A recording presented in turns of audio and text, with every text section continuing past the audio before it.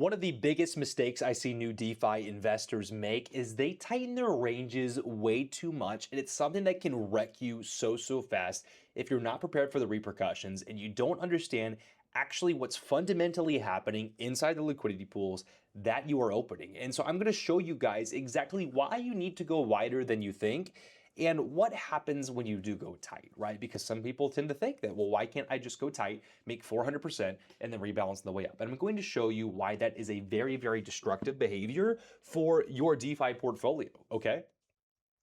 So first off, let's just look at this ETH USDC as an example here real quick. The range on this is 2,700 to 4,100, right? It's making 90% a year, like big chilling, right? It's a very just fundamental pool, ETH mainnet, ETH USDC, like it's one of the most basic positions that you can open, and it's always going to pay you somewhat decently, right? And it's something that's going to be around for a long time. Like everything, Ethereum, all these layer twos are built on Ethereum. It's not going anywhere. Let's be so realistic, right? So what's important to know is how the composition changes of your pool. For example, if you wanted to rebalance this position, you might be like, well, why can't I just run a 4% wide range and just make it 900% off this and just rebalance it up and down? Why can't I do that? Why can I not just do that, be active, watch price all the time?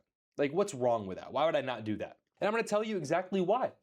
It's because of the fundamental nature of what happens in these liquidity pools. What happens inside of these? As price starts to pump to the upside, so as price pumps to the upside in any range, you get converted into the more stable underperforming asset. So in this case, you're going to get converted to USDC. So essentially you DCA out into USDC in approximately 2% to the upside. So you're basically going to get no appreciation because right now in the middle, you hold 50% USDC, and as your price moves up to the top, you sell out. So you're making no appreciation. But if price goes to the downside, you DCA into Ethereum very fast, and you would experience pretty much 100% negative to the downside. That is one reason why you shouldn't go so tight, because you're going to get nothing to the upside, 100% to the downside, essentially.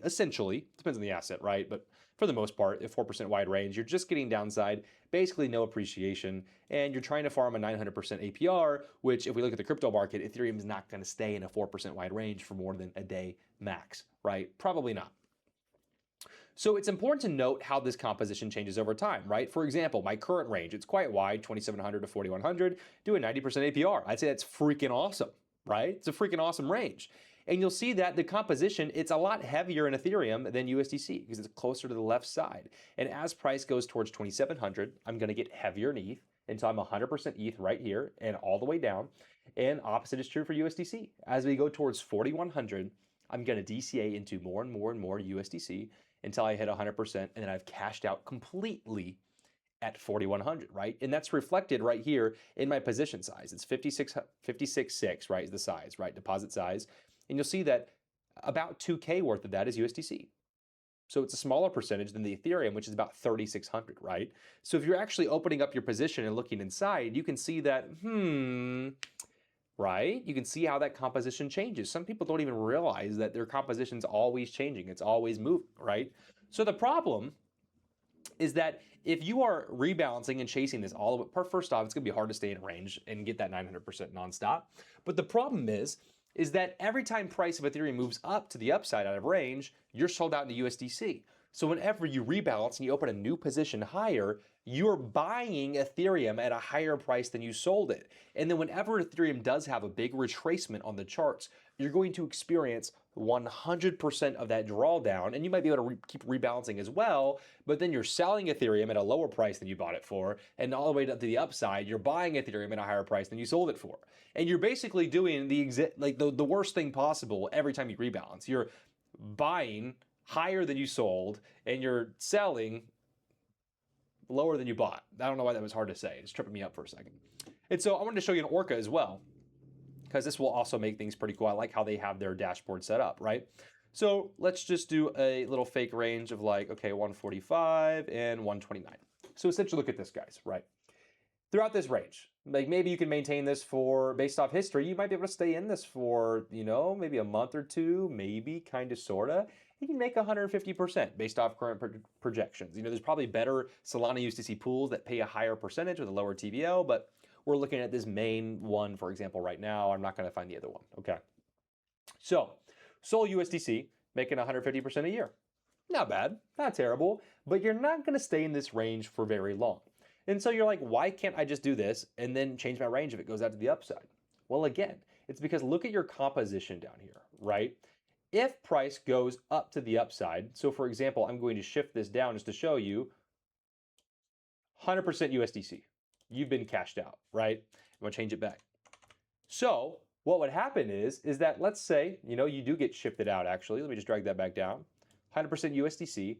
If you then try to drag a new range, you're buying 92% Solana of whatever position size you have at a higher price. And the opposite is true if it goes out to the downside. So say you have a range, whatever, and price goes out to the downside. Boop.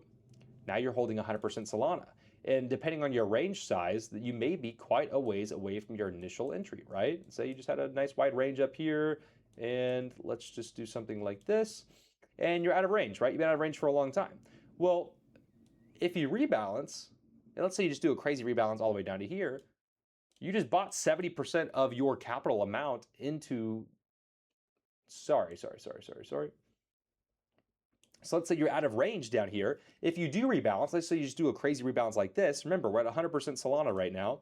If we drag this down, boop, we just sold like 30% of our Solana bag at a lower price than we bought it for USDC. So it's very imperative that you basically go wide once, find a range that you like, and you set it and you leave it. You set it and you forget it, whatever that may be. 125 to 215, something I've run quite a bit for a long time. It's only doing 30% APR right now. There might be a better option if we just, for example, go shop and we look at Sol and we look at USDC and we could look and see yield divided by TVL. And this one, not the best TVL, but it's a lot better APR. It's something if you had a smaller amount of liquidity we could look into. You'd want to go to a different pool if you're putting a very, very large bag in, but something like this. And then we could find my preferred 125 to 215, for example. Don't copy this, please. And you're making 60% a year. So, it's not the craziest APR, but you're still making 4% a month off of that, which is fantastic on something like Solana USDC. And again, you could still be running basic strategy where if you wanted the Solana pool to be open,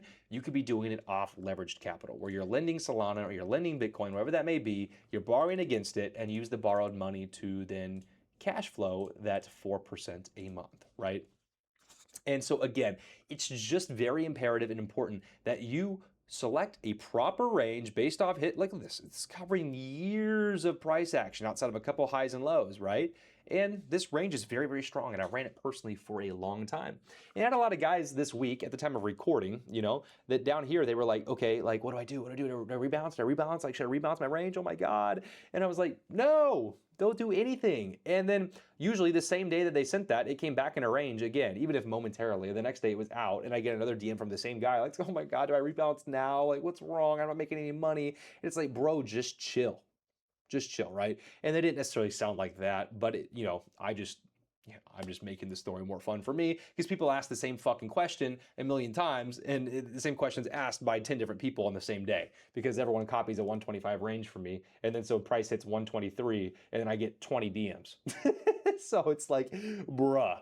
But it's like, no, just do nothing. Wait a day, wait 2 days, see if it comes back in a range, and it does. And look, we're now at 132, right? And so it's like everyone was tripping, and I'm like, hey, just cool out. That's why we have multiple positions. That way, if the gravy train stops over on Solana, you're not making 4% a month for 2 days. So really, you'd miss out on like 0.25%. If you multiply that by 2, it's like 0.3%. You still have all these going on too, or you have other wallets set up and you have other strategies. That way you're never reliant on just one position. Now again, you don't want to overextend and have fucking 3,000 fucking liquidity pools. You want to condense things to just like my asset portfolio. It's like 5 to 8 assets, probably max. Same thing with DeFi positions. I have more because I also teach and I'm showing different things, different blockchains. Like I have to be spread for different examples for a million different reasons. But for you in your portfolio, probably looking at 8 max that you'd want to get to, and really you should start with like 3 and just scale those to a meaningful size to where you have 4 grand, 3 grand, 2 grand, and they're printing you enough money where just off those alone, you can see 640 bucks here a month, 100 bucks here a month, 164 bucks a month here, 140, etc. Right? And so you start to scale to the point where you're just making $44 freaking dollars a day, guys. But again, look, I have quite wide ranges. I'm not trying to squeeze and make this look impressive for a screenshot. I'm not taking Monad USDC and I can make this look freaking dummy thick, dude, where it's like, okay, let's do like an 8% wide range and like, bro, I look like freaking genius. I'm making you 20%, or that's not even 20. I'm making you 200% a month. Just follow me. Follow my advice. You'll make 200% a month. No, don't do this because you're going to get no freaking upside from Monad and you're going to only get the downside and you're going to be buying higher than you sold it, you know? And then to play devil's advocate, there may be a world in which this would outpace which direction the asset moves, but you're playing a very dangerous game. And most of these assets are not going to stay in a tight range like this. So you want to find balance, right? And if you're following basic strategy that I teach a lot of the time, where you have your assets lent out as a collateral on the side and using borrowed capital to run, you don't need to be as fearful of going tight because you don't have to worry as much about impermanent loss because you have collateral assets over on the side. But again, you do want to minimize how often you're changing things because every time you're rebalancing, typically you are doing the absolute worst thing at the absolute worst time. You're buying an asset at a higher price than you sold it, or you're selling an asset at a lower price than you bought it. And so again, just try to minimize your rebalancing. And you can do funny things like you're borrowing against your Monad and you're running a tighter pool, but maybe not that tight. You could do something like, let's just say a 40% white range. And this is something be easier to range so that you could, I mean, dude, that's 20% a month. That's more than that. Fucking retarded. Is that 40% a month? What the hell is that? 484 divided by 12. You're making 40% a month. 40% a month. Like, that's nothing to laugh at, but it's not going to be the most long-term position ever, right? Monad has been down below here in the last 2 months. It's been above here in the last 2 months. So it's going to be hard to keep in range. And then you're going to have this decision to make of, okay, well, now what? Right? So again, just especially when you're learning, always go wider than you think, and then you can start to experiment with tighter pools and see how those go. For YouTube purposes and teaching purposes, I've never shown you guys crazy tight ranges. I think it's a little misleading with the APRs, and I don't think it's the most constructive thing you can do with your portfolio for the long term. I think it's not as beneficial long term as it is good for marketing purposes. Ranges like I'm showing here are much more longevity focused, and it's focused on actually winning over the long term versus making a nice couple juicy screenshots and then, you know, marketing the fuck out of that, right? So I'm trying to be transparent and honest, and I'm saying that this is going to work out better for you long term, especially if you're lending, which is the wrong wallet now, but if you're lending assets and you're borrowing against them, running what I would consider to be the best and a very basic strategy once you take the 10 minutes to learn what the fuck we're doing here, where you're supplying collateral assets to Aave, borrowing against them, using those to monetize, okay? Like, this can look a little tricky at first. It's weird at first. Like, what are they doing? But once you get the hang of it, and you're used to using your wallets, you're used to using dApps, you put the effort in, educate yourself, and then take action. Too, when the market moves back, you're gonna be sitting on so much fucking money because your collateral assets are all going to appreciate. The debt you took out is going to be still worth the same fucking shit, but you also appreciate all the way over here, all these pumping value too. And you've been making $500 a month off this portfolio, $500 off this one, and what is that? $1,300 off this one? Chilling. Big freaking chilling, guys. Right? So it can be done. Just don't, again, we're not day traders. Don't try to make as much money as possible in one day, in 5 minutes, in a week. Build a long-term system. Build something that can pay you for the next 10 years, 20 years. Build something that will win over time, where you just have all these freaking micro wins where you're making $50 a day, right? Making $50 a day, and stack that. And it starts to look crazy because then you're making $1,000-something a month. You're making 16 grand a year off 15K. Not to mention that 16 grand, you put it in the right place, that doubles, that triples, that quadruples. Whether you're buying Sui, Solana, you just put it in Bitcoin. Oh no, you're only going to make it 2x. And this 16 grand is now 32 grand. And you started with 15, but then this goes up in value too. And your initial Bitcoin that you have lent out is up in value as well. And you can see how this whole system starts to get freaking insane. It's insane. But you're so worried about making money in one day overnight that it's never going to happen. You have to zoom out and build a system that's focused on winning long term. Guys, if you have any questions, if you want to join my private community where we have 130, let's see how many members we have now. God, I just typed in skull. 133 members.